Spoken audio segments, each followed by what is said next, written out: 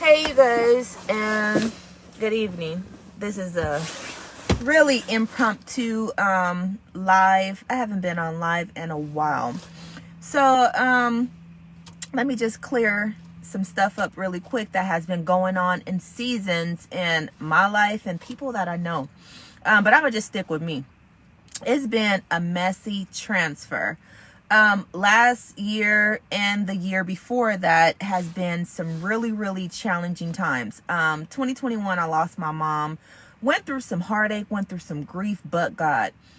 2022, got married to the love of my life. God has taken us through some things, but God. 2023, we're in the second week, and God is still teaching me some stuff to pull out some things that has been sitting there. A lot of times when things are set in some stagnant places, the resistance will come because a lot of times you don't know what it is to be vulnerable before God. But let me tell you, in this time, in this set place, you have to become humble enough to listen to God and stop restraining him. Stop restraining God for what he wants to do in your life. You got to have some messy transfers in order to get to where God wants you to be. You got to die to yourself. You got to stop telling God no. You got to stop telling God what you want him to do versus what he needs you to do. If you are saying that you are kingdom minded, everything else falls to the ground. Your will falls to the ground. Your desires fall to the ground. You got to count up the cost with God. And when I say your desires fall to the ground, if your desires are not pleasing God, let them fall where they may. Messy transfers come when God wants to elevate you, but then you still worrying about what somebody did to you 18 years ago, what somebody did to you in your childhood. Let it go. We are too grown. We are too qualified in the things that God wants us to do, but then we keep on tracking with the old stuff. We keep on trying to reroute stuff from our own lives. So we really have to get in place and let God take off that stain of rejection, take off that strain of inability that we can't see. If you claim to be a trailblazer, if you claim to be a forerunner, get in the depth parts of God and let him do the work. A lot of times when people say, oh, it costs me to be here, I wonder what that really means. When I was younger, I used to always have to think, God, when people preach, when people defend the faith, when people do all type of stuff to say I finally made it, what does that look like?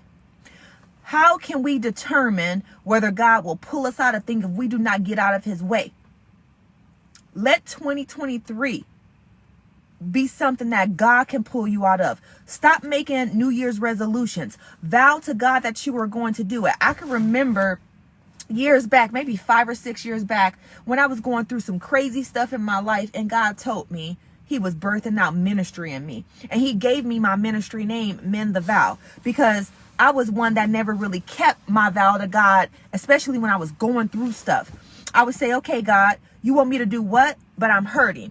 God does not align in our feelings. He aligns in our faith. And when we start doing stuff to really keep the standard that we placed in God, he will do something that we cannot see. But we have to stop telling God to reroute us places, as I said before.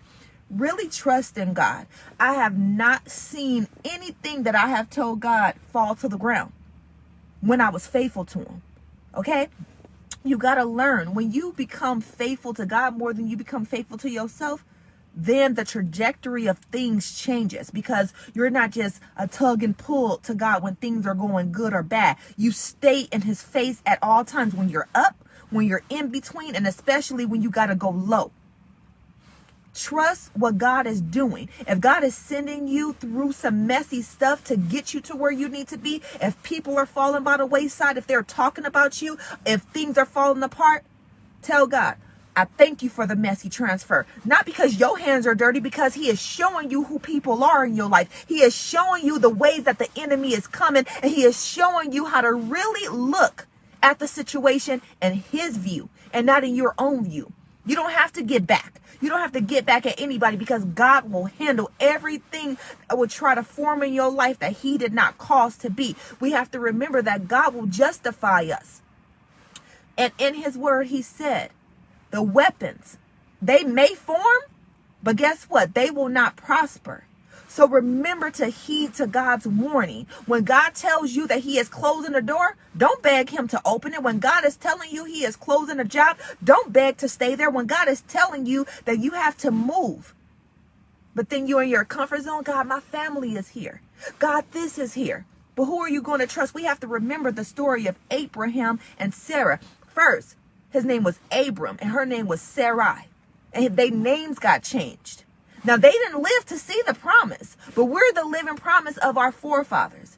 He said that he was going to make him a father of many nations. He also told Sarah that he was going to bless her womb, and Sarah laughed.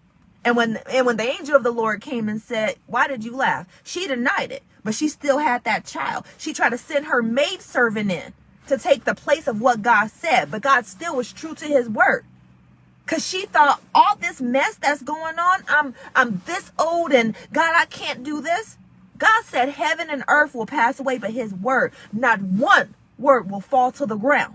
And it's time out for us to say, God, it don't feel good. You think it felt good for Yeshua to be on the tree, being whipped all night long? He was thirsty and they gave him vinegar to drink. He even called out to the Father and said, if this cup can pass me, let it. But if not, let thy will be done. And when he gave up the ghost, 3 days, he went down to hell and had a revival and collected everything he needed to collect. And then he came back with all power in his hands. He had the power anyway. What do you have? What do you got to prove to God to get in his favor? To get wisdom, to grow in stature, and to have favor, not only with him, but with men. You can find that in Luke 2:52. We just don't want to sit up here and keep praying and asking God to bless me with a house, bless me with a car, bless me with this. But what are we giving back to him? There's some messy transfers. You're praying for your family, but are you praying for somebody else's family to come through? You're praying for your marriage, but are you praying for somebody else's marriage to come through? Messy transfer. While you are in the trenches, going through hell, pray for somebody else. Not just because God can bring you through, but because you want other kingdom-minded people to succeed too in their ministries. Everything is going to be a messy transfer when God is trying to get you somewhere. You're going to cry. You're going to ask God, why me? Why couldn't it be somebody else? Because he chose you. And it's time for you to come through. There's so many people that are dependent on your yes to God. But guess what? If you don't do it, God can send somebody else to sweep through the city. God can send somebody else to sweep through this land. And when God does that, you're going to be sitting up here looking and thinking and asking God for another chance when he already got another sent one. So it's time for us to stop being uncomfortable and to really let God have his way. Messy transfers are necessary sometimes in the kingdom. So this is just my gentle reminder to everyone that may look deep into what they are going through right now and say, God, I know it's messy, but transfer me anyway.